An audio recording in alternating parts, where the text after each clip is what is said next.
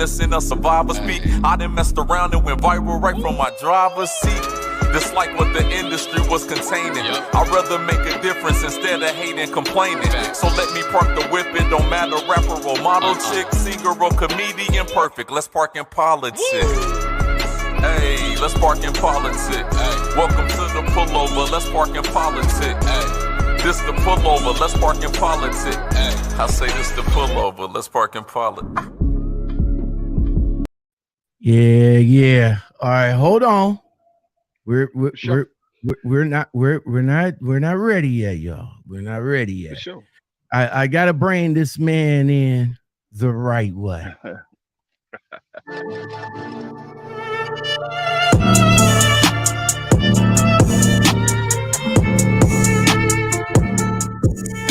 Yeah. Welcome to the Lockoutmen podcast show, y'all. I appreciate you guys being here. Tonight's guests, I had to do them up the right way. Man been driving for over 30 years. This man got multiple jewels. Multiple jewels. That's all I can say about this guy. That's all I can say about this guy. He got multiple jewels. And he wants to share his jewels with us tonight on the Lockoutmen podcast show.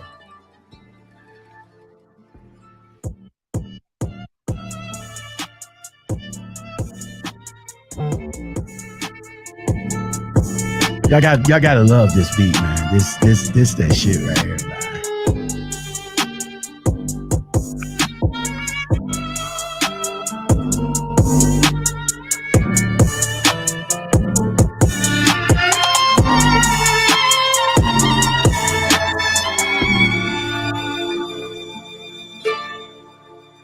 What's going on, guys? Lockoutmen back again with another podcast interview for you guys tonight. I appreciate you guys being here. I'm just going to jump right into it, man. Let's welcome my man, the one, the only, the Cigar Boss. What's up? What's up? What's going on, bro? Where are we? We blowing flames, baby. Yes, sir. Yes, sir, man. It's only so the Cigar Boss, man. That's more than just a name. That's like a culture, man. Talk to me. Yes. Let me know what's these joints about cigars, man. Well, for me, man, the cigar thing started when I turned 50 back in August of 2015. Oh, wait, bro. Leo or Virgo? Nah, dog, I was 17. I'm a Leo. You can't tell? I mean, type A personality? Come on, dog. Leo, August 1st, bro. Right here. Okay, all right. That's what it is. You know what it is. That's yes, sir. Yes, sir. Yes, sir. They can't tell us nothing. We love each other. There you go. Take these sachets off. Yeah, for sure, man. So back when you turned 50, you got into, you know. Well, actually, what the joint was that I told my wife I was gonna have a hobby after 50. I said I'm either gonna get a Corvette, a Mistress, or cigars. She ain't hear shit after Mistress. That's how she blanked. That's how I got the cigar. I don't think she's gonna be 100 with the missus, man. How long you been married though? We've been together 7 years, man. We 7 years. we got married June 13th of this year. Oh, okay, that's what's up. Congratulations, man. Yeah, thank you, man. Newlywed, do the newlywed thing. That's what's up, man. That's what's up. All right, so after 50, you went on ahead and got the cigars. What was the first cigar that you got or that you started smoking? The first cigar I started smoking was an Ashton, Connecticut, Connecticut is the leaf itself. You got the lighter leaves, like Connecticut, the darker leaves are Maduro, basically meaning that the Connecticut has not set in the sun, sort of like me and your complexion. You ain't been in the sun as long as I have, but we both black. So same, that's the simplest analysis of the cigar that I can give you in that regard. And it's a little lighter because I'm not a full body cigar smoker. You got a light, a medium, and a full body. I like a light to medium because I like to breathe, and I still love my lungs.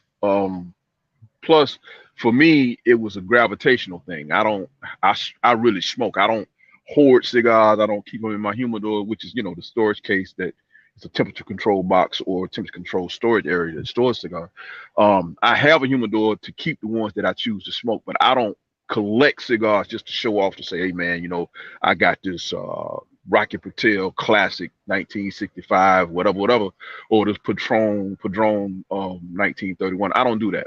If I buy them, I smoke them. So because to me, a true aficionado appreciates a well-smoked cigar because you don't really know whether you like it until you smoke it. Okay. And so, they ain't like buying Newports now. They cost too much to just sit around. That's what I was about to ask you. That's what I was about to ask you because me, I tune smoking with smoking. You know what I'm saying? Right. So right. What is the difference between smoking a cigar and smoking cigarettes, Black and Milds, and the rest of that bullshit? Education, class, dignity, levels. There's levels to this shit. Most guys who smoke cigars and women who smoke cigars are shot callers, decision makers, bosses. I don't play golf, but I meet just as many people in a cigar lounge because I truly smoke cigars and am on my shit when it comes to those. That if you sitting around me faking and flogging, like this is not called a lighter, this is called a torch. So if you in a cigar lounge, it would be bad cigar etiquette for you to walk in there with a damn pack of matches, talking about you smoking a $20, $30 cigar. Nigga, you faking. That's like wearing Stacey Adams and talking about you gonna talk to me about some Magnani shoes. Well, bro, I wear Magnanis, so there's a big difference. Now, for the old heads who wear Stacey Adams and they laced, from the bottom, we can talk about the quality of the shoe, but at the end of the day, there's a big difference between $130 and $700. The quality, the leather, the fit, the longevity, the whole nine. So a cigar is, in essence, sort of like a reward for getting to a certain point in life. Now, I don't smoke cigarettes and I don't smoke Black and Milds and I don't smoke weed. I smoke these cigars because one, it relaxes me, and then two, interact with other decision makers in a way in which is non-confrontational, is non-threatening. We can have a casual conversation and we can meet each other at a level where we can appreciate each other's knowledge and share something that we both have a level of authority on. So that's, for me, in a nutshell, that's what cigars do. It introduces me to people that introduces and keeps me in the realm of people that I've been affiliated with for over 30 years, and just allows me to introduce myself to other people. Like if I come to Cleveland, I'll look up a cigar lounge in Cleveland, which is probably down by not too far down from the wharf, where y'all got the House of Blues and whatnot. So all you got to do is look for the well-heeled. You got well-heeled people and, follow them. They usually gravitate to this, and they usually have similar habits. Like I smoke my cigars with either cognac or a whiskey or a good vodka. I mean, but different people have different tastes, so it goes well with alcohol. And some people even smoke cigars and drink wine.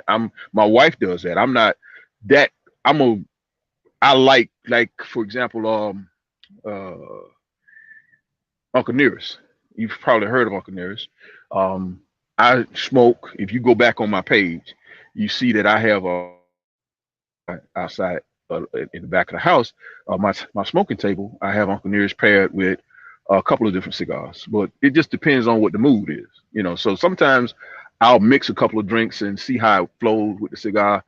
And I'll tell you what, I've never had a bad smoke or a bad smoking experience. I've only had people who full of shit they're trying to fake like they know what they know, and I get out from around them and get around some people that do. That makes sense. So let me ask you this, man. You're right. There is a couple of cigar lounges around the area. And I peep guys I peep the guys that goes in there and chill out. Mm-hmm. What is the ambiance? What is the mood like in one of those places?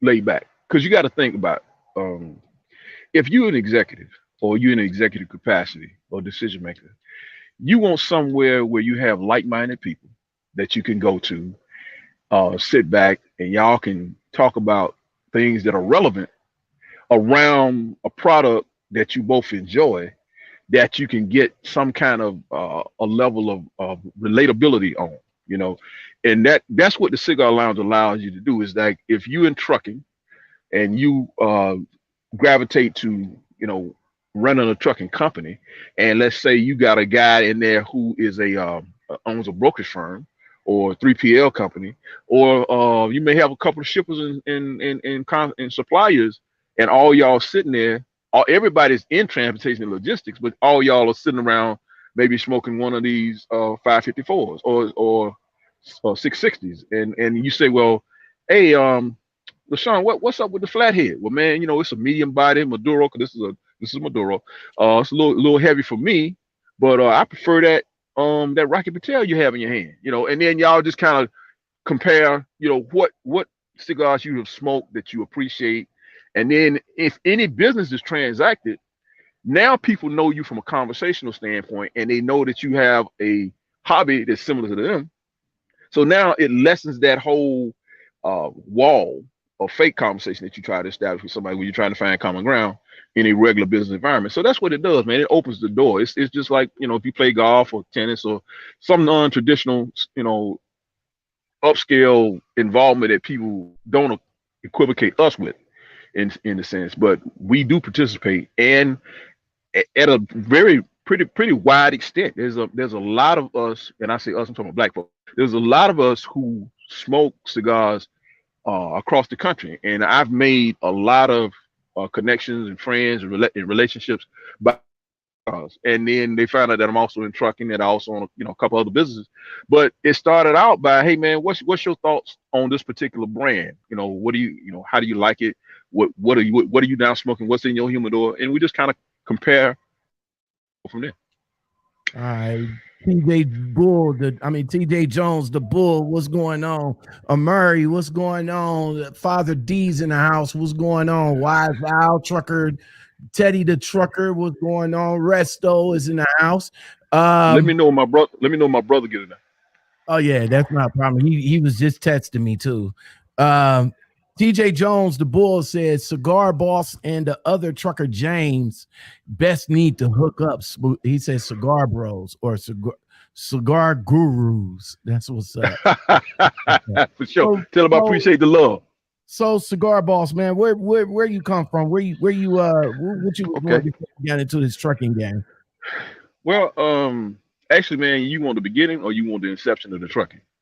Because from the beginning, I'm old country boy. I grew up in a little small town in South Carolina, or Winsboro, South Carolina, about 22 miles north of Columbia. When I went to college, I was a business major, and I left my senior year. Actually ran out of money. That's the real though. My senior year. So I told my dad that I'm gonna try this banking thing because I was working for NCNB, which is now Bank of America. Well, after about 6 months of that shit, this was in '87. After about 6 months of watching these cats go to lunch on Wednesday and get promoted on Thursday, don't miss that. Okay, we both came in together. So I realized that I wasn't built for the. And he didn't raise ass kissers, and so I told my pops. September '87. I said, man, I'm gonna go to trucking school. Well, my mom was a school teacher. She wouldn't try to hear that shit. How old was you at this point? 22. Okay. And you know, as most 22-year-olds, I thought I knew everything. You know, had the world figured out, didn't know shit. But trucking for me came about because I have a cousin. You heard of Ashford and Simpson, Nick Ashford and Valerie Simpson? Yeah. Okay, Nick Ashford is my cousin. If you Google where he's from Fairfield County, which is where I'm from. So when you see Nick Ashford, you see my dad, you see my cousins on my father's side. They all dark skinned, tall, dark, pretty white teeth, long black hair, that whole nine. So I had a cousin that was like my dad. My dad was only child. So I had a cousin that was like my uncle. My dad, that drove a long nose. And see, the significance of that, I didn't know until I got into business. Like Clarence was driving a long nose Pete and a long nose Kenworth in the 70s and the early 80s. This dude is like 6'4", had a big old cowboy buckle on, had the real cognac boots with the gold buckle and a big old Stetson hat. And he always smoked a big long cigar, which is called a Churchill, which is 7 inches long.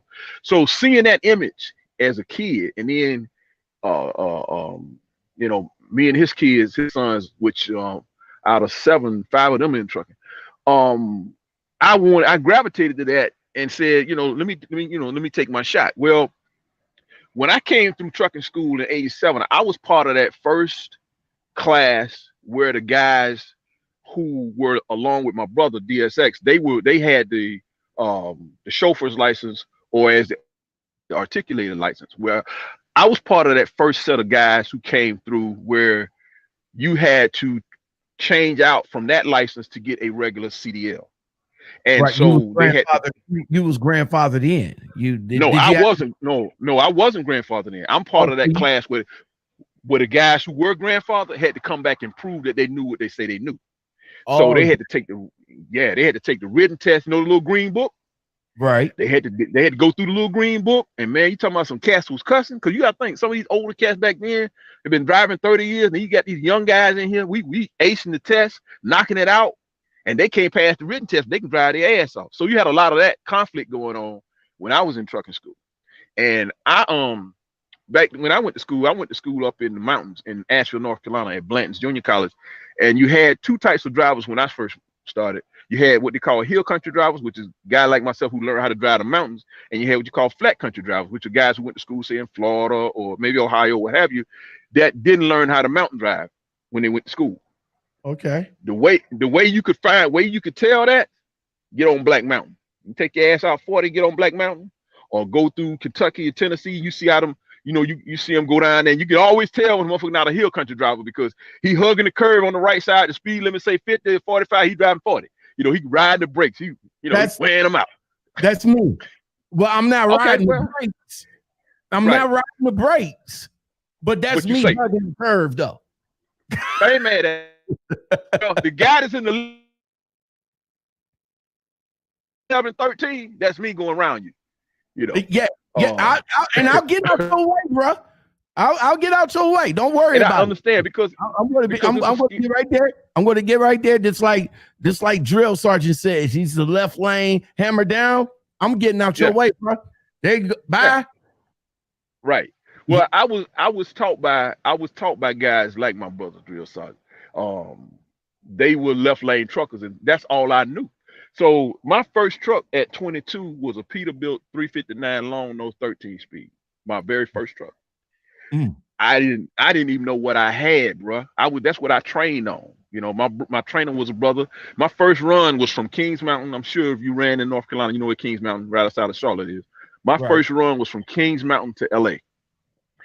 How I know that Texas is 860 miles, he pulled over in Louisiana and got out and put my ass under the wheel, and I drove the entire length of the state of Texas, from the Texarkana side all the way to El Paso. When I pulled the truck over, I was in Las Cruces, New Mexico. Man, listen, that takes about a fucking month to clear that motherfucking state, man. Bro, I didn't come on that. From when you come in, right, to when you get to Laredo, right, it's going to take you about at least 2 weeks to get there. Yeah. In a sense. Yeah. But I went out. I fucks with that. But I didn't come under 80. I'll be honest with you. I didn't. He told me not to come under 80, and I drove through that bitch in about 10 and a half hours. Mm-hmm. And we ran 2 logbooks back then. Everybody did. Right. The logbook. How was it running logbooks back then, man? And I know you old school guys. I know the old school guys. I know you guys fucking hate ELaws. No, bro. My brother put it on your tagline. No, I'm an educated trucker, so I'm cool with either one. See, I like technology because, to be honest with you, like I can work the logbook like a motherfucker. I mean, I'm a master with the ink pen and the ruler. Trust and believe that. But I see the value of the ELD, in the sense that for a person who has not had any other comparison, like I told you in a green room discussion, you don't know what you don't know until you get in the midst of it to find out what you need to know. Right. The ELD allows new truckers the opportunity to not have to be concerned with tearing out pages, right, keeping up with what's going on 8 to 10 days ago. Right. But what you need to understand is that document is a federal legal document as well, because it's only a mandate, meaning that it's like a contract. A company says, well, we have a company agreement. Well, your agreement ain't worth a shit in court up against the FMCSA. That logbook is a federal document. So the value for both, I can equivocate between the two and say, hey man, I see the benefit of both. Now, so I'm go ahead. Now back then, when y'all was grinding and everything about right. The laws, y'all can pack the laws, y'all can twink and all like that with the laws, but you can't do that. You can't do that as much as with the ELaws. You know what I'm saying? Depends on whether or not you're the administrator. Okay, now remember now, you got to understand, I'm the boss. Okay. I own my company. Okay. So I control my ELD. If I run PeopleNet and I'm the administrator, I can edit it. Okay. Now we're gonna put a point in that, because what we don't want is somebody who is listening that's not only right. That hadn't only thing they've learned is what that don't understand it and then going to run back and try to do that. So what we ain't gonna do, right? I heard Cigar Boss and all, because then I'm gonna have you come and show me how to do a 140-point inspection on a pre-trip. And I ain't gonna let you miss shit. We're gonna start at the front bumper, work our way down the left side, go under the chassis, go up under the trailer, and we're gonna work our way around the right side and back. You're gonna show me all 140 points. Since you really wanna, if you wanna show out, we can get technical, we can show out, And I don't want to hear but 6 things: not cracked, bent, or broken, not cut, worn, or frayed. Whoa! Don't play with it now. Don't play with it now. I can deviate and get off into some left hand shit, but I can keep it technical. I ain't gonna fuck with you. I ain't gonna mess with you. I got the cut. I got the cut broken, frayed, but everything else, yeah. Crack, bent, or broken, cut, worn, or frayed. Crack, yeah, that part. Okay, crack, bent, or broken refers to your glass, exactly, and your pipes, and your metal, and cut, worn, or frayed is anything that's rubber. Or that can be cut. It's common sense. You know what I'm saying? So first thing you need to do if I'm taking you out on a road test, and I say, LaShawn, walk into the truck, what do you see? I see a truck. If you don't get your ass down under that truck and tell me if you see a leak or a puddle, walk into the truck. That's where a lot of people fail. They walk into the truck. A lot of people fail the inspection from the very beginning. That, and when they don't turn the switch back on, when they're pumping the brake down and they don't turn the switch back on, they turn the switch all the way off, try to pump the brake down. A a lot of people fail right there too. And they go, what happened? Well, you obviously forgot a step. Okay. All right. So that aspect of trucking, you know, guys and women who have been properly trained in trucking schools and in training, they get that. So what happens is you deviate from your basic fundamental trucking skill set when you get experience. And it's hard to retrain an experienced trucker that's been trained him or herself to do shit they way. And then you be like, man, I don't want to do that. Well, the truth of it is you forgot it and you don't want to do it. But I get that.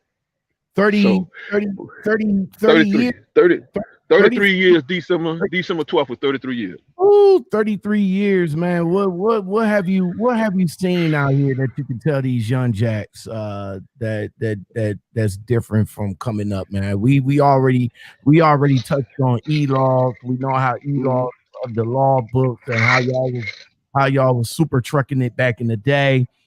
How was the culture back in the day?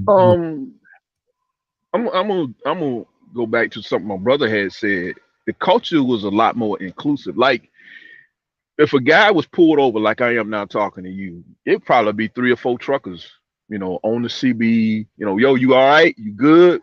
What's happening? You know, whereas nowadays you got people riding down the road with the damn foot up on the left side of the truck with the cruise control on, watching the damn TV and their phone and their laptop, paying attention to everything except the road. Because last time I checked, it's supposed to be moving. Remember, this truck can go the length of a football field at 55 miles an hour in what, 3 seconds, 3.5 seconds? Mm-hmm. Okay. So let's be clear. You are driving a missile that with 80,000 pounds, somebody that stops short in front of you, you can go on and cancel Christmas with them. Exactly. The thing that I've seen most disturbing is the discourtesy. These guys being in a hurry. That goes to planning, because if you leave late, you're gonna run late. You learn how to plan. Most guys, for example, if you don't have, and this is the smaller one, I got a big one, don't have one of these. Simple road atlas. Spend the money, spend the $40 and get the big laminated joint.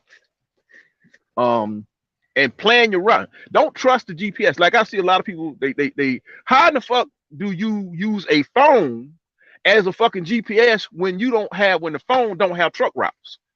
You need a trucking GPS that you compare. See, the GPS is supposed to act as a backup to your map skills. You plan your run based on your map skills and how you want to fuel your truck.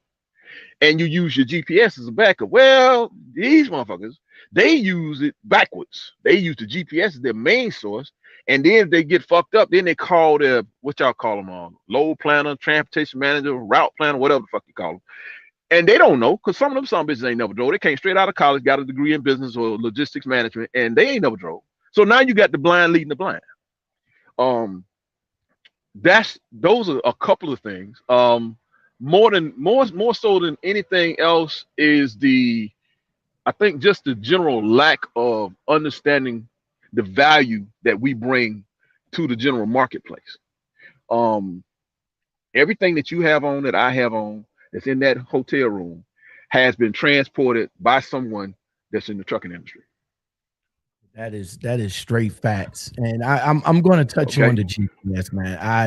I'm going to touch on the GPS. I am a GPS fan. I just the Ram McNally 730 never did from, but unfortunately I put it down and get another one. But I do feel you on the Atlas, though.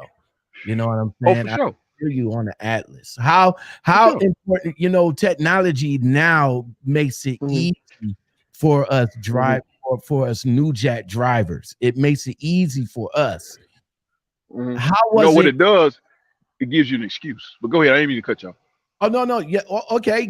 I'm going to touch on that. But how important it was for you to literally read a map back in the day. I give you a classic example. You ever driven in downtown Chicago? Come on. Have you? Hey, so you've seen a bridge go from 13.6 to 13.2 to 12.8, right? Yes, Okay. sir. You ever been on a parkway? Not listen to me, not the freeway. You ever fuck around and go to New York and got on the parkway as opposed to the freeway? And you had to drop your bags and get in the center to go on the bridge. See that kind of stuff will teach you how to read a map. You know, when you had to back traffic up a couple of miles, because you got to back that damn truck up. You know, you go to Chicago, and I mean, we've all seen the video with these guys and sheared the top off of the van, not paying attention, not reading not reading the bridge heights. How the hell do you get your driver's license, your CDL, and your ass don't know how to look at bridge heights? And you got to look up. You're supposed to be looking up going down the road all the time. So all the time. The GPS, one of the advantages of having a good trucking GPS. Now, I know you say you had got that Rand McNally, but you need to step the game or get that Garmin. No, man, I can't mess with the Garmin. I got the Garmin for the car. No. I got the Garmin for the car. No. Where do you get the money to pay for the car? Oh, goddamn. Hello. Okay, you put drawers and socks on. You don't walk around with your dick hanging out, do you? No. Okay, so drawers and socks are necessary. That trucking GPS is necessary to earn the money to get you in position to pay for the car. Okay. To feed the same. So that's how you look at that GPS as an investment. It's a tax write-off. It's a piece of equipment. Yes, it's $400. Yes, I'm not. Yes, it is $400, maybe $450. Okay, but when you amortize that over 52 weeks, or you look at what is that going to save you in time in terms of you going down a state road that doesn't have, that you may run across a bridge and you scaling out at 74.6 and the bridge say nothing over 36 tons. That's 72,000, right? Now you shitting bricks. Now you got to get in the middle and hope the damn bridge don't cave in. Well, if you got a trucking GPS in it and you put truck routes only in there, you can go only on truck routes, U.S. highways, interstate, so forth, so on. And that's what I do with the Rand McNally. You over here telling me to get a Garmin. I can't mess with the Garmin, man. Why? I'm not a fan of. Well, I well, let me ask you something. Does the Rand McNally get you where you going? Oh, for sure. Well, no. Okay, so it's sort of wait. The 730 that I had before I got the new one. All right. Because the new one, I'm breaking the new one in. And so far, so good. You see what I'm saying? Okay. So far, so good. But the 730 never steered me wrong. Never, I'm the first person to tell a motherfucker, don't use that fucking truck GPS at all. What's that? The Qualcomm shit? Don't. Oh, I see. I don't even know nothing about that shit because I don't depend on other. I don't depend on other people to send me no fucking where. That shit right there is built into the truck. I'm talking about protecting yourself. It's the same. It's just like going into a public toilet and lining the seat. You don't want no crabs and bugs on your ass, so you line the toilet seat. Before you shit. So the GPS, or you just do the squat. You know what I'm saying? Well, how you feel it? Or take some Lysol spray, whatever. But I look at the GPS. The GPS is sort of like some guys like Nike, some guys like Reebok, some guys like Adidas. It's really just a matter of choice. But as long as you have a system that's built for trucking that allows you to map your system out your way and stop and don't depend on this bullshit that's incorporating these people nets and Omnitracks and all that dumb shit. That ain't how you move, because you got to move as if this is your business. You, the freight, the truck, all y'all need to get there safely on time or as close to on time as possible. And you need to guarantee yourself that. So making that investment was a very wise and constructive thing to do going forward. Because, hey, at the end of the day, that CDL that you have in your pocket, if you go to court, who's the professional in the courtroom when it comes to trucking? The judge gonna look at. Who judge gonna look at? Truck driver. Thank you. You gonna say, Mr. Lockout man, you are the professional. I expect for you to follow the rules of the FMCSA. Damn what because the dispatcher ain't going to court with you. The manager ain't going to court with you. You going to court. So always go ahead. No. Go ahead. So always, and I tell people, always do what's in the best interest of protecting your CDL. And especially when you're in your personal vehicle, in your POV, let everybody know, because I got this from personal experience. Let everybody know that it's in your household. All right, we ain't getting no speed tickets because y'all gonna fuck up my insurance rate. We ain't getting no tickets. We driving. I drive safe. Everybody gonna drive safe because it's indicative of what could possibly mess up $1 million. Because that CDL is worth $1 million. Okay, you could very easily make $260,000-$300,000 a year times 4. That's $1 million. That's $1 million too. That's what that CDL is worth to you. Change it, build you a nice home, buy you a nice house. It could start your business, pay for your kids' college, set up your retirement fund, make you an investor. It changes lives. So when you look at it and you value it from that standpoint, then you start making conscious decisions even when you're not in the truck about, okay, I can't do that shit because if I blow above 1.8, shit, I'm gonna be fucked up. They ain't finna mess with Jody. They gonna get my ass because my shit say commercial driver's license. So it makes you cognizant of being a professional at all times. And that's the value that you have to place on what you earn to get. You earn the right to be a trucker. You don't just walk your happy ass out here and get in one of these things and learn how to shift and drive and and navigate this country and deliver this freight. It's a lot of thought, planning, experience, process, trial and error that makes you a professional. So you have to keep that at the forethought of your mind at all times. What? All right. So 30 years, man, in the game. Let me acknowledge a few people in here. Welcome to the show, everybody. Tonight's special guest is the Cigar Boss. That's tonight's guest. If you guys have any questions, make sure you leave it in the comments, and I'll be able to pass it on to them. While y'all coming up in the building, make sure y'all hit that like button. You know what I'm saying? This man been in the business for 30 years. Trucking had given you the opportunity to do many things. Yes. So far, you touch all areas of trucking. What have you done? What have you pulled throughout the 30 years that you've been doing this? Okay. Well, when I first started, I started with dry van. Then I'll just cut it short. I've done dry van, reefer, flatbed, intermodal, and the only thing I hadn't done bed bug hauling, which that's moving furniture. I don't and I hadn't done specialized in step deck, but okay. I've done the other few areas, and I try to look at what it is that's the most profitable, given what lanes are available and how the freight is moving on the boards, and then what relationships I've built over the years, because a lot of people may or may not notice, but only 15% of the freight the volume is out there is on the load boards. The other 85% is all relationship based, meaning that you establish a shipper receiver relationship with either you or a 3PL carrier like C.H. Robinson, Coyote Logistics, Echo Logistics, so forth and so on, or you have a direct relationship with a shipper where you pull your trucks up and your trailers, and you run the freight. Now, because the rates are different, they pay different, a lot different. So the more you know, the more you grow. That's the bottom line. Okay. But let me clarify. Go ahead. Go ahead, clarify. I was going to ask you, out of all that you have pulled, which ones you like the most, and which ones you don't like the most, and which ones you profited the most out of? The most profitable is going to be reefer for me.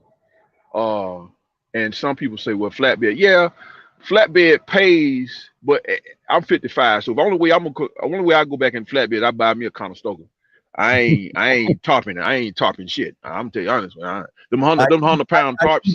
I keep saying that flatbed is a young man's game. It is.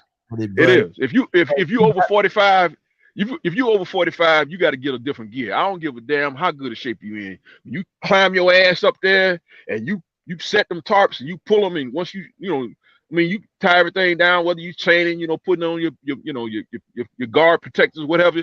Once you get over 50, man, you ain't trying to do all that shit no more, bro. Plus, you should have made enough money and had enough experience to know that, okay, how do I do this smarter? I don't need to work harder. How do I work smarter and still do something I enjoy? Because trucking is one of those occupations that you can do after 70, but you just have to figure out, okay, what I want to do and what will this game allow me to do where I can continue to do what I like to do. So that's the other thing about it. It has enough.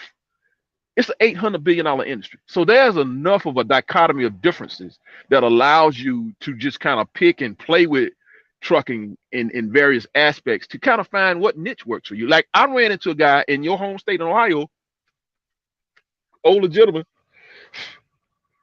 He runs about 60 miles 2 times a day. And he gets $400 a trip. Do the math on that. Yeah. 5 days a week. That part.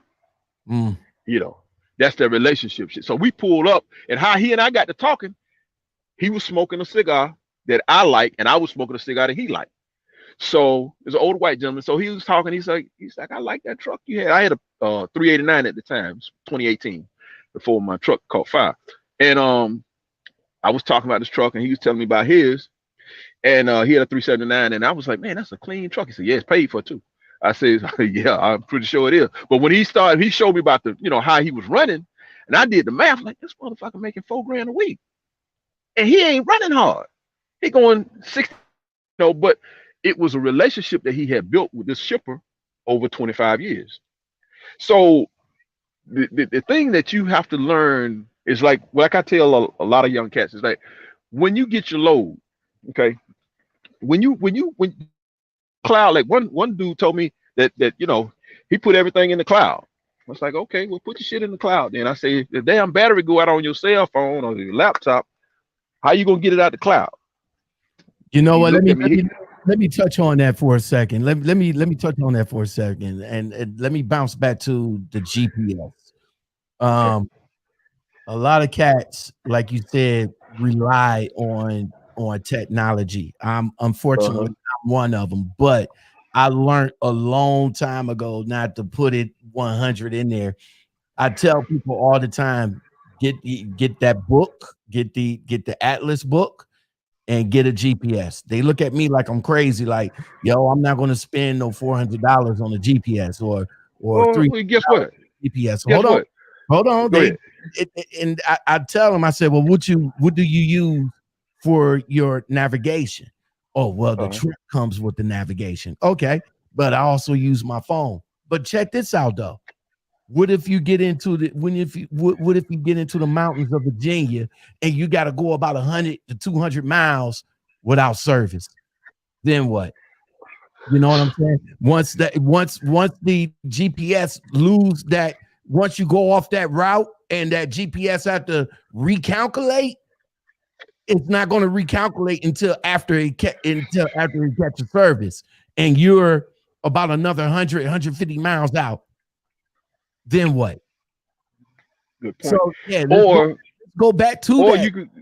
You could be like you followed me last week. You saw where I went last week, where I left Texas and went all the way out to the Salt Lake City. So when I got on the other side of Denver, I had no damn service, no phone service for 400 miles. 400 in the mountain. I'm talking about 8,800 in the air. And didn't say. And what service you got? Verizon? Because somebody gonna come in and say somebody. I wouldn't give a shit what they got. They can have who done it. It don't matter. The point we getting at is use your damn map so you don't become dependent on technology, and the technology gonna handle your ass. That's like somebody cutting your check. They handling your ass because you're not controlling what you do. So getting back to what we're talking about. Okay, so for example, you see this right here. That's a notebook, right? Okay, you can go to Dollar General and get one of them joints there for $1, $2. This is a load I ran August 8th of 2019. The shipper was J.E. Hearn in Kings Mountain, and I went to Port Wentworth, Georgia. I can tell you how much I made, what the trailer I pulled, and what the freight was. who the shipping and consignee is, right? So if my information that I have stored in the cloud went out, or for somebody or one of the little computer programs decide to erase it, I got it. Now I also have a that I can call when I go, if I'm in business for myself, I can call these people and say, hey man, what y'all got? I'm coming down to Savannah. Y'all got something for 2019? It was on time, and you know we had a good relationship. So let's do some things. Who do I need to talk to? See what I'm going with that? So this don't go anywhere. This ink pen, get you a couple of these ink pens and this paper. This ain't going nowhere. All right, you're not gonna lose this because the technology decided it wanted to go left on you. So always put yourself in a position to win, and that's what basic fundamental. The different, you know, we can talk about analog and digital all day long, but the bottom line is this right here: you need a little bit of both. You know, we can argue and conjecture and debate the bullshit all we want to, but at the end of the day, you want to run your truck, be profitable, make a good living, and go home and tell the story. But you was asking me earlier about some of the things that trucking has allowed me to do. Well, trucking introduced me to a lot of things. I actually got out of trucking after 3 years from 87 to 90 because I had a new wife. And my wife said, you stay on the road. You know, back then, coming home after 2 weeks was considered lucky. We used to be out 3 weeks, 4 weeks at a time sometimes. And so I got into the automobile business, got into sales and marketing and car business. And that for me opened my eyes to a lot of things. Being in sales and learning how to interact with people, because you have to establish a basis of trust based on what a person is wanting to buy, allowed me to see people from an entirely different perspective. Because you got to think, in a truck, we only interact with most people that are in the trucking business. Well, when you're dealing with the public, the general public, you have to present your product or service in a manner in which they find that's of value. So you become a problem solver. So you get paid in America or around the world as problem solver in an efficient way, at the most cost-effective way that people will value the amount that you want them to pay enough to say, okay, we could do some.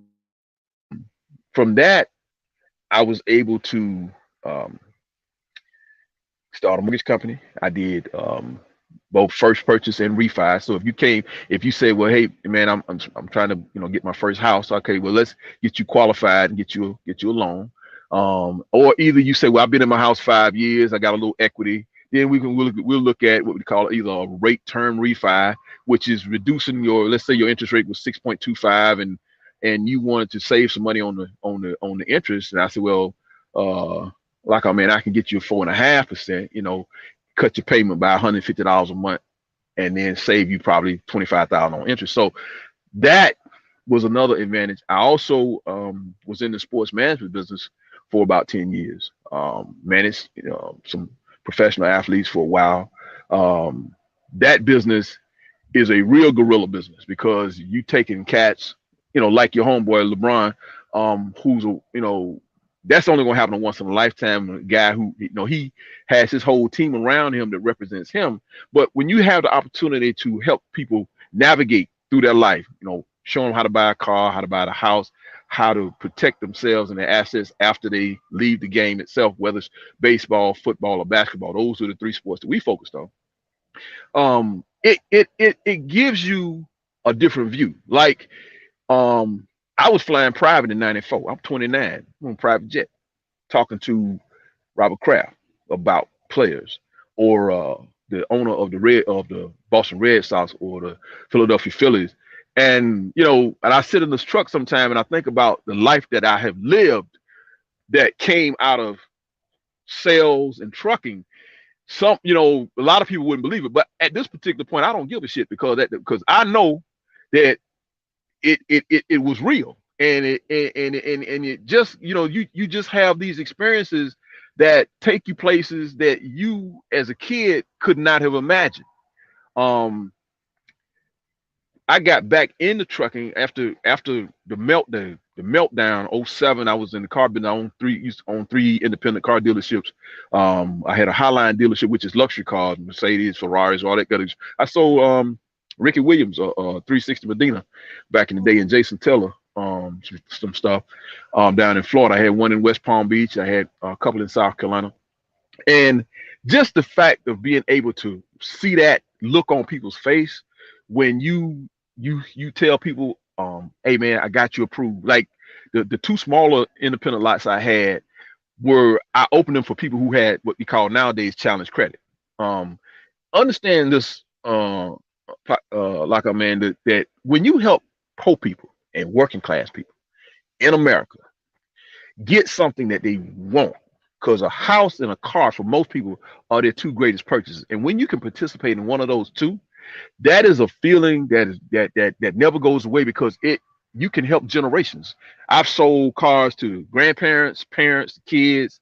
I've helped take the kids who were renting and paying enough rent per month to where I showed them, hey, look, you qualify to buy a house. Let me show you how to make that move. Well, if I hadn't have been in that position and I hadn't controlled what I did, I wouldn't have been able to do that. And so being able to be in an ownership position allowed me to help a lot of people grow. And that's a very, very good feeling. It's no different now that when I have some of these young cats hit me up or DM me, or either anybody that I fool with for real, they call me directly and ask me questions, and I can mentor them or give them some information. In the trucking business, it works. It's the same thing. I never stop being that uncle, big brother, the go-to guy that allows my experience to help you not have to, traverse some of the nonsense that I've had to see by virtue of not having anybody to show me. So now how did that work? Now how all this gained experience that you garnered, how is you putting that into trucking? Because you are an owner operator right now, right? Correct. Let us know how to jump from company driver to owner operator. I'm coming to you. Hey, Cigar Boss. I'm thinking about making that power move. Talk to me. What would I need to know? Okay. If you watch my video I made last night smoking that cigar, I gave you the game. So, but to give you the highlights. So you're a company driver, and I say, well, LaShawn, you've been driving at least 2 years? And you say, yeah. I got 6 in. So I say, well, 2 things. How's your credit? And how much cash do you have saved? Because an owner is contingent upon a few things. The truck financed or leased. I can because there are going to be circumstances from putting down 20%, 25% down on your first truck, being able to have a maintenance account and a maintenance escrow account that's going to be imperative that you have money put aside. So the question that I'm going to say, well, the first thing you need to do is have $10,000 to $25,000 in your bank account, and then decide, do I want to run under someone else's authority as a power only owner operator, meaning that you would pull their trailer like people do with JB Hunt, Schneider, so forth and so on, or do you want to run under your authority, get your MC, your DOT number, and then you get out here and run butt naked like my brother does, and build your business that way? That's contingent upon you having built a level of relationships with a shipper or a few brokers and a couple of dispatchers where you can get freight. So it depends on your people skill set too. Are you detail oriented? Do you keep good records? Do you deliver the freight that you have now on time? What is the history that you can tell someone that would allow them to trust you within the first 90 days of you going into business for yourself? What can they relate to? So when you're gravitating to becoming an owner, you have to ask yourself, do I run this truck as a company driver in a responsive manner? Do I monitor my fuel? You know, am I averaging 6.8, 7.2, 8.0, miles per gallon? Again, am I on time with my pickups and deliveries?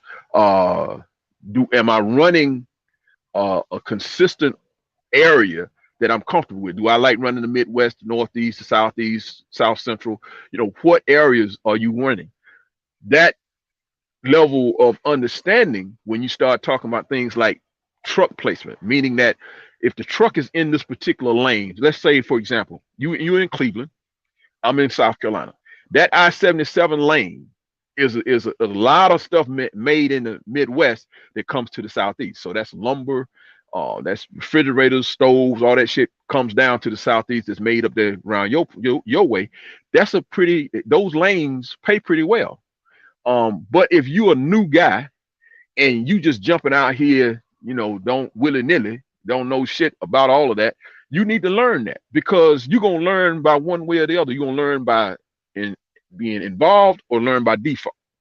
I would rather you learn by preparation and then decide that these are the things that I want to do. I want to haul lumber, or I want to choose to, I may want to run flatbed and run steel, or I'm going to run dry van and run general commodities, or I'm going to run reefer and haul cookies and ice cream and beef.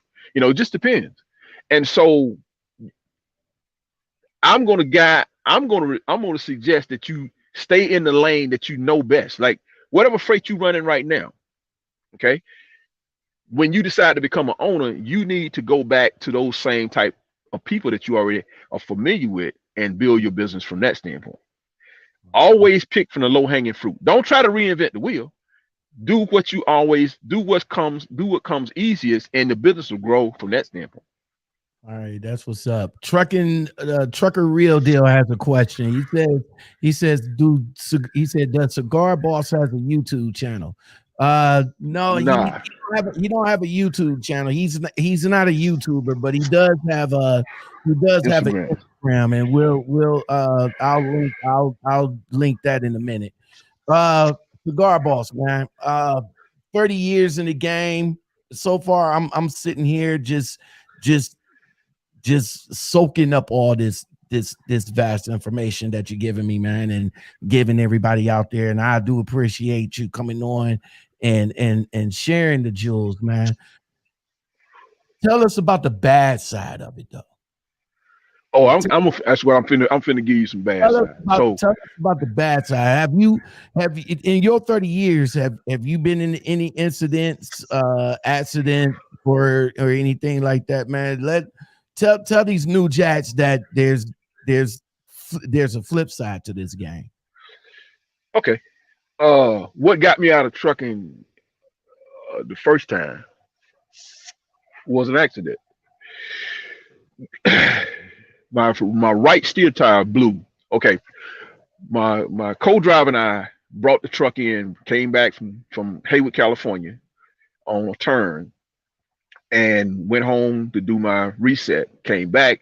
I had ridden the right tire up on the pre-trip, on the post-trip, that it needed to be replaced. It had a bubble in it. Well, the fleet manager or service guy didn't change the damn tire. So we went up on the mountain, and the steer tire blew. And I went down the side of the mountain, and I lived. When I got my black ass off that mountain and I got on that ground, I was shook. When I looked at that truck and saw it had dug in, and when they craned it up and saw what was left, I wasn't fucking with trucking no more. So when you have a near-death experience, it does something to you. It shakes your confidence. It makes you very, very aware of just how your life can change in a second. Somebody else's a trucking accident can do that. A trucking accident can flip your wheel. Yeah. I mean, you out there driving, lollygagging, foot up on the dashboard, and all of a sudden, in an instant. Yeah. But in my case, Father D wants to know right quick. He says, how did your truck catch fire? Oh, we're gonna get to that. Mm-hmm. So let's go to that since he wants to know. So I bought in 2018. I had bought a new utility trailer in Dallas, feeling pretty good. You know, I went about my first new trailer. You know, I'm coming back, so you know you got to get a federal DOT inspection done on the trailer. So I stopped in Louisiana at the TA right there in Greenwood, off of 20, and had them do the federal DOT inspection on the trailer. And the guy had told me about these new headlights that could help you see 25% farther. So I was like, all right, cool. Let me check them joints out. So here's the saving grace too. Above the cash register at the TA service checkout, they have a camera. The tech picked up the product and put it on the counter. Now, I say that for a reason. So they went ahead and put the lights in, and they had the wrong amperage. It was 100 amp, and Peterbilt called for 65, whatever it was. So when I got to 2 days later, when I got to my delivery, which was at the Walmart DC over there in Hope Mills near Fayetteville, I'm backing the truck into the docket to disconnect so they can unload it, and the whole fucking front end of the truck catch on fire. 190 grand gone, just like that. Just like that. 2 minutes. Diesel is not, it doesn't flame because the heat differential is a little different than gas, but when it does catch, it goes. The thing that pissed me off was you've delivered at a Walmart before, right? All the time. They got cameras that can see up a gnat's ass at 100 yards, correct? Yes, they do. They was sitting in there watching my truck burn up and didn't call the fire department until after the shit had burned up. So wow. I sued Walmart ass, and I sued TA. And TA settled within about 90 days. It took Walmart damn near 2 years because they got deep pockets. They tried to fight it, but they couldn't fight the fact when I had the attorney subpoena the camera and footage and show where they were sitting on their ass on the inside watching my truck burn up at 10 after 6 in the morning. Now, I ain't gonna make it. Now this is a truck that you paid for. This is your truck. This ain't a 2806 a month, financed with Packard Financial, which is Mercedes Benz, all that shit. And you still had to pay. And you still had to pay for that truck. Oh no. I bought the gap insurance. I ain't stupid. I was a car dealer. I bought the gap insurance. But see, this the thing. They had to pay me back pay for my lost revenue. Right. That's what they were fighting. Because they had to pay that lost revenue that go back from the point that it happened, from October 12th, 2018, all the way up until when we settled at $6,500 a week. Which is what I booked at, I booked my trucks out at $1,250 a day. That's real money. When you driving, your truck, real money, you should have your truck booked out at about $1,250 a day. That's what that truck should make. Now, I ain't listen. I'm not gonna sit here and tell you no bullshit about making 10 grand a week. I'm telling you what's real numbers. What are real numbers? A truck should generate $5,500 to $6,500 a week gross revenue before deductions. Anything over that, you get in it, you make more than that, that's all gravy. But your truck should make $5,500 to $6,500, $6,550 a week. That's when you can book your truck at $262. When you see a truck going down the road from now on, every time you see a tractor trailer, an independent, you see that goes $260,000 gross revenue. That's what it should be. If you own your game and you really know what you're doing, whether you own percentage or getting paid by the mile, because I can flip it either way. Whether you're getting 80% of the gross line haul or you getting your truck should average $210 a mile. It's the same thing, $210 to $230 a mile. It costs $1.40 a mile to run the damn truck. So you see these bullshit ass lease things where they say they paying $1.05 and $1.10 all that. Man, motherfuckers, you in the hole. You can't, because it costs $1.40 to run the damn truck. And so you base it $1.40 plus. So if you at $1.90, you making about what a guy would make working almost at Walmart, because your net is going to be about 75, 80. Okay. But when you really own your game, you try to keep your mileage average at about 210 per mile. Hello?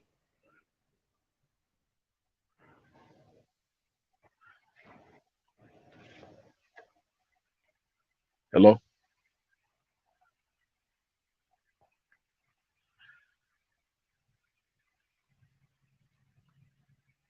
Lockoutmen. You got technical difficulties.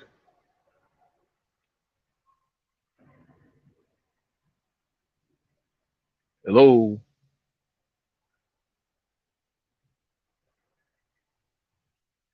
Hello?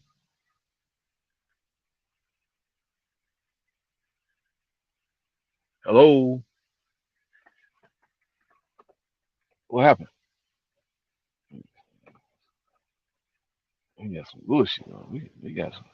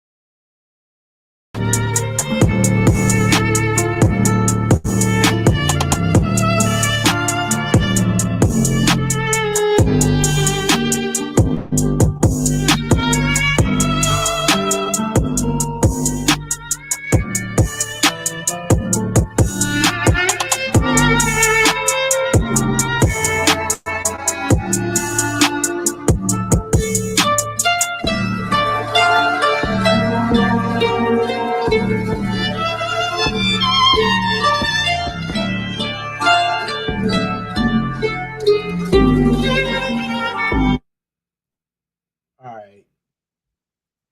Sorry about that. We kind of lost connection there. Nah, we was getting in too deep. That's all it was. That's just the federal government. Yeah, you say that was the federal government fucking with us, man. Federal government hating on Lockout, man, because he getting the truth in it. So anyway, like I was saying, man, to run your truck profitably, you want to look at, fuel can run you as much as 40% of your expenditures. Then, of course, you got the truck payment, your escrow that you want to put back for your service and incidentals. And so at the end of the day, if you net above 30% net, if everything is paid, then that's a realistic number, because like I told you, I had a situation last week. Well, no, this week. I made $6,000, but my check, the deposit in my account this morning was $1,750. I had $1,800 worth of fuel. I had a $1,300 repair. And then I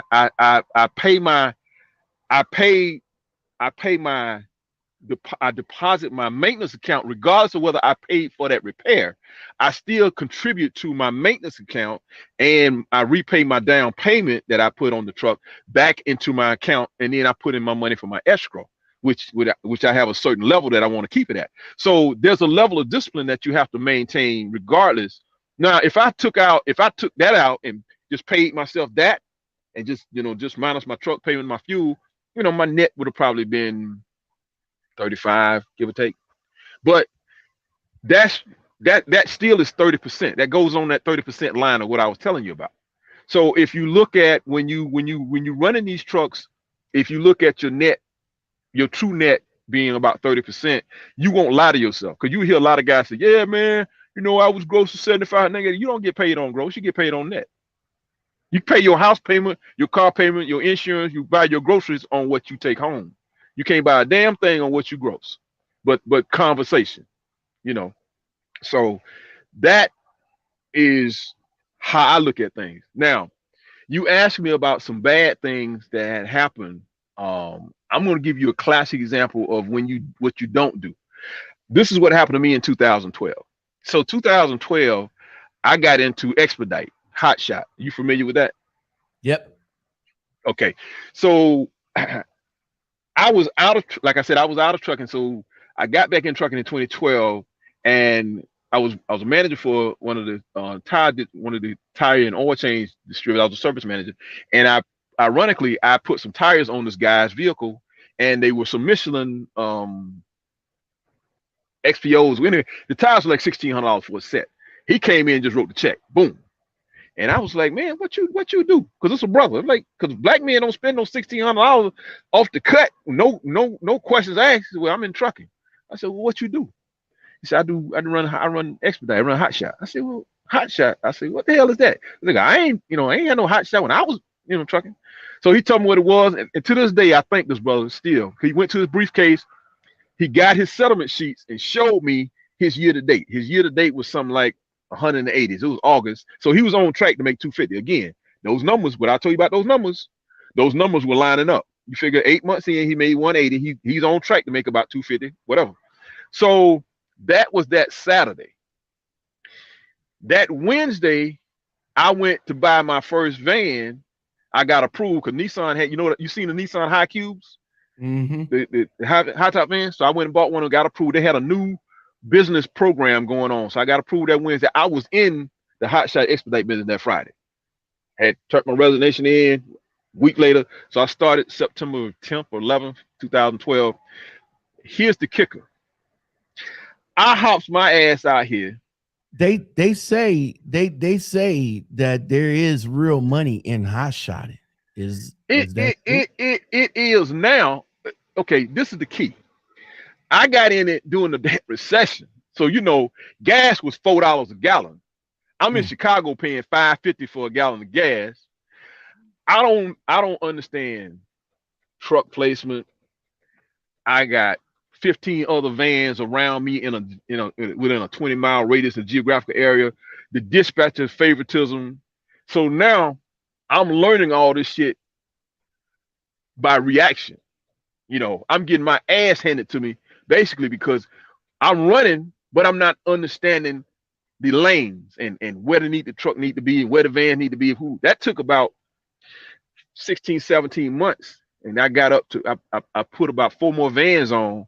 Then I went through a divorce, and my ex-wife wanted those. So that started me back. So I got back into big trucks in 2014. I've been running big trucks ever since. Because expedite is good for people who are single or an empty nester or retired person or a person who really doesn't have a family, because you still got to sleep in those trucks or those vans and be away from home. And the money is a little bit more sporadic than it is in a big truck. Okay. So you in the right part of the industry. It would, if you want to run, because on the big trucks they call it LTL, less than truckload. So if you're running less than truckload on big trucks, there's more freight because of the sheer fact that you have the capacity to fill that truck up with a 53-foot van and have multi-stops. So if that's what you're looking at, then, again, understanding the business, learning the lanes, learning where you want to run, those are the things that come with doing your homework first, because you don't want to be on your ass sitting, learning how to manage the fuel costs and, learning how to deal with the brokers and learning what 3PL carriers you need to learn to deal with. You don't want anybody holding your nuts in terms of handing you your money. You want to dictate the terms in which you run and how you run. And so for me, I would tell anybody, learn this side of the business. Learn the big truck business. It's easy to go down to a smaller truck, straight truck, or the extended vans running, because the extended vans are the Nissan, they carry two skids. The extended Mercedes vans, the extended wheelbase Mercedes van can carry 3 skids, and then you go up to the 26-foot box trucks, which you can carry, I think, 10 skids, and then of course, come up to your big trucks. So it just depends on how you want to play. There's money everywhere in each one of those niches, but you just decide, what's good for you, what's good for your family, where you are in terms of your family life, because that's going to determine how you really want to work and what you're going to dedicate to your time to. So, for me, if I'm in a capacity, which right now we're running capacity freight, meaning full truckload. I run capacity freight. We're in the season of capacity because one of the things that COVID has done, people are doing more shopping online. People are in their homes, either by force or by choice. So they're buying stuff via the computer and the phone. Well, that creates capacity for us to be able to run freight. And it allows us to continue to do the things that we do out here as carriers, to carry the freight and get the pricing structure, i.e. the rate that particular demand calls for. So the more demand, the less trucks available, the more money you make. The more trucks in the marketplace, the less you're gonna make. So it just depends. So you have to figure out how you want to play, because like right now, reefer freight and van freight are damn near similar in terms of the rates that they're bringing, except you got to put that reefer fuel in that reefer. So it just depends on what you want. I mean, there are people who are going to say, well, I make more money in reefer. Okay, cool. But I ain't want to hear that noisy ass reefer all the time. I can pull this van up, go to sleep. I don't want to run that reefer. I don't want to check no temperatures. Yeah, you may make 5,500 on that run, and I make 42 on this one, but I'm gonna be good with my 42 because I'm gonna sleep better. So it just depends on what you're comfortable with. That's what's up, man. That is what's up. A lot of touches, a lot of touches out here. And as you said, there is a lot of money out here, man. But what do you say? What do you say to these new jacks that think they know it all? They saying that trucking is a hustle. They saying that trucking is the next is the next dope game. Yeah. What do you say to them, man? Get your CDL. First day you want to talk to me or my brother, any experienced trucker, man or woman, that's a trucker. I have no rap. You remember that old conversation when we was growing up? We said no rap. I have no rap for you. You ain't got no CDL. You can, you may see. You got a lot of these trucking investors that don't drive. I have nothing for you, because you don't have the level of empathy. I didn't say sympathy. Empathy, the difference between empathy and sympathy. Empathy meaning that you've actually had the experience. You understand the hurt, the pain, the loss that we deal with out here. Sympathy is you just identify with the fact that, oh, okay, you'll be all right. Nah, I have conversations with people who do business by virtue of experience. And that's who I can have a relevant conversation with. Now, I can talk business with anybody, but trucking business to me, because I'm a trucker, not a truck driver, I take it personal. So show me that you are invested by going to school, going to training, committing yourself to learning the business from the ground up. And then if you want to create your hustle, okay, cool. But at least you have a level of experience and experiences that you can go back on. Because here's the thing. When you go to hire someone and they say, hey man, I have a doctor's appointment. I need you to make sure that I'm home next week to get that. You understand, having driven, how shit can happen, that you want to make sure that driver gets home to his or her appointment. But if you're an investor and you don't really get that level of understanding, you're looking at from a profiteer standpoint. Well, the truck making this kind of money coming out of Wisconsin, going down to Texas, I need you to run as much as possible. Nah, because what's going to happen is your retention rate is going to be in the bucket, and they ain't fucking with you. And if you can't drive a truck, you dependent upon the driver to make your money. Well, they can not like your attitude and fuck up your equipment. Well, you know, a good set of Bridgestones, steel tires, and drive tires can cost you $7 grand. So your truck, your driver fuck up your tires and say, hey man, I hit a curb. Damn, you just fucked off $1,500, $2 grand. That's what the investor don't understand. As a trucker, you appreciate the process. Like E.T. said, Eric Thomas, Dr. Thomas said, you gotta understand the process. There's a process to this thing out here. Everybody say they want to be a boss, but let me tell you something, man. Everybody ain't cut out to be a boss. Some people need to be supervised. Some people need to be told what the fuck to do because they can't manage themselves. Everybody not meant to run a business because they're not committed to going through the process that it takes to learn the business. You may look at my house and look at my car and look at me smoking these cigars, look at my wife. You don't understand, man. I got time. I got investment. I invested my time. I invested my experience. I'm talking to you in the truck now, and I'm supposed to have been home Sunday, the day Tuesday. But that damn truck broke down Friday night in front of the loading dock. When the guy called me to load the truck, the damn truck broke down. The leveling system went out. I had to drop the bags, raise the bags, run the truck over to the TA in Denver to get it fixed, then turn around and come back and get reloaded Saturday and run that all the way down to Albany, Georgia. Well, I lost all of that drive time Friday night. That was done. So it threw me back to where I am now, where we're having this conversation. And I'm still got to finish this run tonight. But at the end of the day, that's what it takes when you understand this business. And your level of commitment has to be contingent upon, are you looking at this as a hustle, or are you looking at this as a business to generate revenue, to feed your family, and to create a legacy that you and your kids can look at and you be proud of?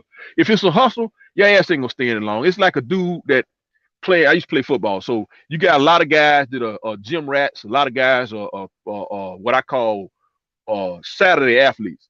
They want to show up and be on TV. Hey, mom, what's happening? Look at me, look at me. But on Tuesday, when it's film study, on Wednesday, when we were going through defensive and offensive drills, they don't want to do that, because that shit takes work. They don't want to run the stadium at 4 or 5 in the morning. They don't want to lift weights. They lift for the bras, but the females, but they ain't trying to lift to stay fit, what it takes to get to that level. Trucking is the same way. If you get your ass out here and learn how to run, the difference between running 400 and 700 miles a day, learn the discipline that it takes to navigate through these construction zones and being on time and understanding the weights, not taking a load because the load may pay you $3-4 grand, but the load is 43,000, and they say they want you to run that load up to Schenectady, New York, and you got to run the hills, and you're not a hill driver. Then you don't need to take that load. You need to find you a 25, 18, 20, 25, 30,000 pound load that may go to Cleveland, Ohio, because that's not your lane. That's not your level of expertise. You can't let the hustle and greed override good business sense. And that's some of the things that I see. That experience, investment, and execution is what's going to separate those people from the people who actually do this on a consistent, continual, successful basis over the long term. Cigar Boss, man. Woo. Oh man, this is what's up. If you guys enjoying this conversation, man, let me know in the comments. Let me know with some thumbs up. Make sure y'all hit that like button, man, because this man right here is dropping some serious jewels on us tonight, and I do appreciate that he's taking the time. He literally said that he's pulled over to the side of the road to talk to me and you guys, to drop some jewels on you. So let me know. Hit me up with some likes, thumbs up, or whatever. Cigar Boss, man. You're owner operator now. Are you a owner operator, or are you a carrier? I'm hearing some guys saying it's as you said, it's different levels. So are you, my first question is, are you an owner operator or a carrier? And if you are, how many trucks do you have, and how hard is it to get good drivers? Okay, so for me now, I run one truck, this truck that I'm in now, as a carrier, but I'm signed on power only with the company that I contract with out of Ohio. I mean, out of Chicago. I have run as many as 5 trucks, like my brother does. But with COVID-19 and with the fact that other changes, we had to make some adjustments.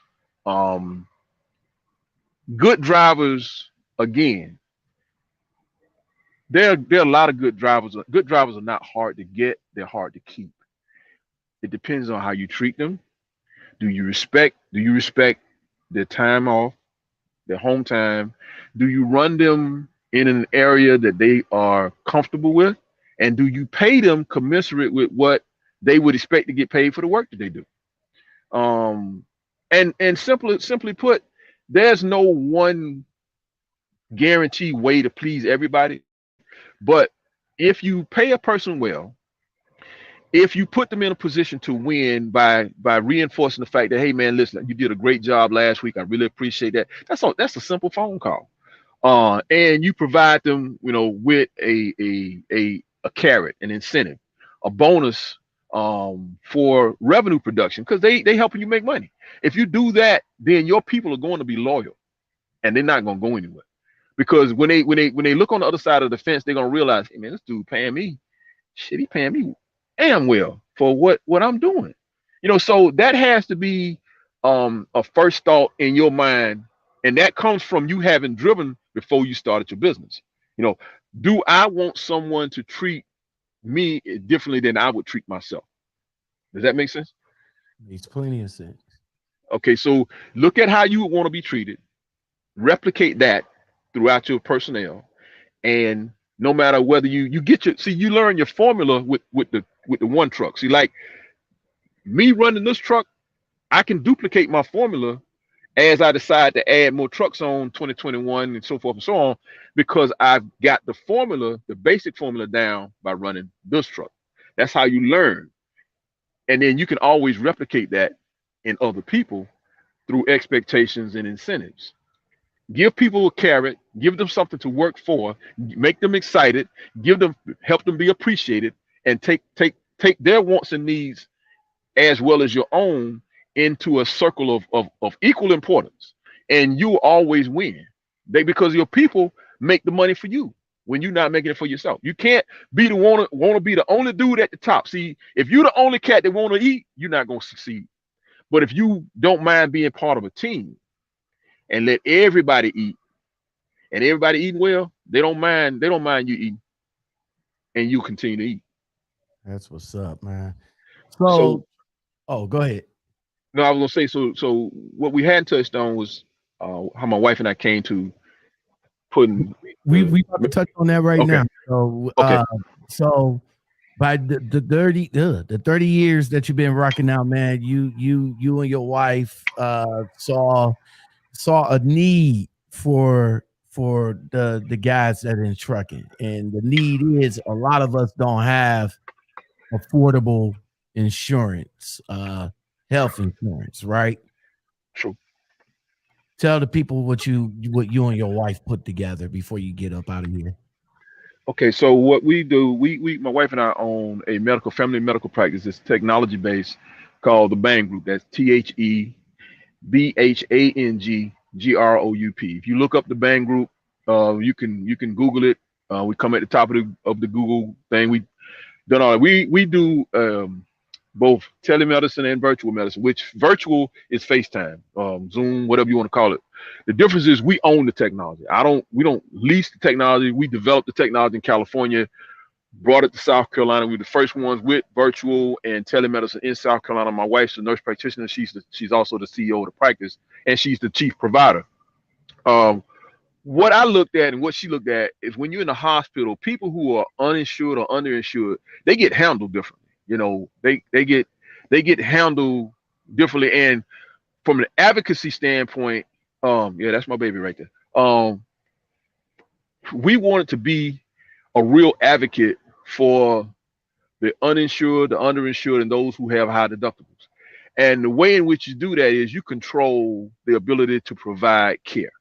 So what we do, we provide quality health care via telemedicine visits, virtual visits, or in-person visits, and we make them affordable. Our televisits and virtual visits are $50.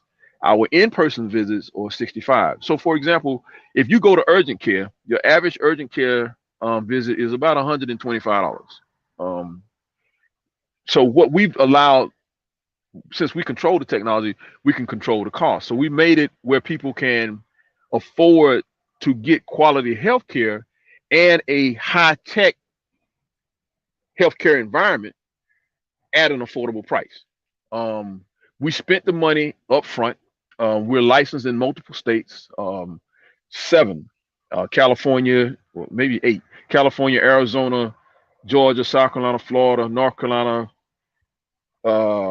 Maryland, the Maryland, DC area, New Jersey, Pennsylvania, and Arizona. And the reason for that is this.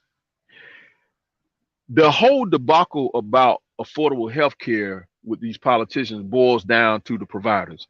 If the doctors and the practitioners don't want to provide that service at an affordable price, they don't have to, period. Okay. So your doctor says your visit is $250, and let's say you got Blue Cross Blue Shield, and you may have a $30 copay, but let's say you have $1,000 deductible. Well, until you meet that $1,000 deductible, you got to pay that shit out of pocket. Okay. So what we've done, we've created a health plan for working people that does not have a pre-existing condition exclusion. So whether you have high blood pressure, lupus, cancer, whatever, you can get coverage with us and have something. Because this is the key. Something is better than nothing. And then we give you the technology component as part of the care plan. So if you're in trucking, let's say you had to go renew you want to go back, and let's say you don't want to do your DOT. Let's say you want to get a physical, or you want to get a blood pressure check, and you don't have time, or there's a situation where you may have some symptoms that you're not familiar with. You can go online, make an appointment with the practice. You're going to get an email, confirm that appointment, and you can do a tele or virtual visit with my wife. And then she can make the diagnosis, make the recommendation, and send your prescription to wherever your local pharmacy is, whether it's in Cleveland or we're in New York or wherever the case may be, because owning that technology allows us the ability to be an advocate in that particular and be proactive in that sense. A family of 4 under our wellness plan is $140 a month. So basically you can cover a family of 4 for $35 a week, or a single person, $70 a month. So you're not going to find that nowhere. I know that because I own the business and I did the research. And you can't set the pricing and the cost structure unless you control it. So with us controlling it, we make it affordable for people who are uninsured, underinsured, or have a high deductible. And that's the reason why we created the Bhang Group. Now, we also treat those who have a medical condition that costs. We also prescribe medical cannabis in those states where medical cannabis is legal and we're licensed. So don't come in with that bullshit talking about, I heard that you said, no. What I said is, if you have a condition specific treatment and in your particular state that is legal, she can prescribe the treatment and it calls for that as an option. We have that available as well. We also have a non-surgical weight management program for women who want to lose weight and don't want to go get the surgery done. My wife can prescribe. She has a program that helps women lose on average 26 pounds a month, depending upon your metabolism and so forth and so on. And she also does a like a what they call cool sculpting, where they can move the fat around to help it dissipate out the body. And so we have a multiple array of services that we provide under the auspices of the Bhang Group. And what we looked at was just being able to provide those services for people who don't have anybody in the general public that can advocate for them. So we can advocate for them, get you the services that you need. If they're under our purview, under the services that we provide, you check the listing, you come see us, call us, make the appointment. It's online. Bada bing, bada boom. If you're in the Columbia, South Carolina area, and you want to come and get an in-person visit, you can park at the TA at 99 Plumbers Road. I'll get you an Uber. You come straight downtown to our office. We're in a high end, we're in a secure building. It's a very upscale area, upscale building, because what we want you to do, even though you're paying a minimal amount, we want you to have a great experience, because average people need to have above average experiences. Because I don't like people getting handled just because they don't have money or enough money, that the general public may say, well, he or she, that your value is not attributed to your bank account. So that's what it is. That's what's up, man. That's what's up. I got, man, it's been a holy pleasure, bro. Cigar Boss, everybody. Whoop, wait a minute. Hold on. There we go. Man, bro, thank you very much for blessing the Lockoutmen podcast show tonight, man. You're welcome.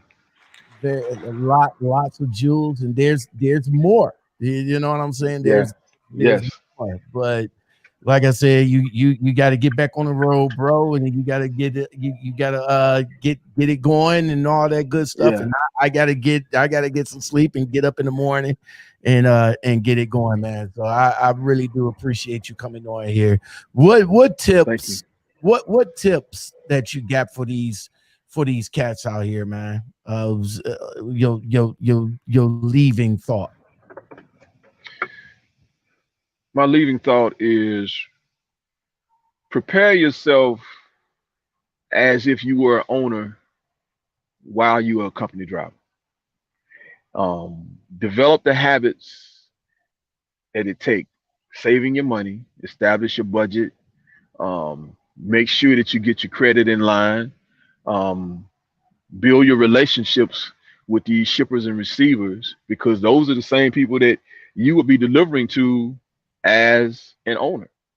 And just make sure that you treat them as you would want to be treated, because they're going to be the ones that's going to provide for you and your family over the long haul. That's what's up, man. And on that note, everybody, we just gonna leave you with this.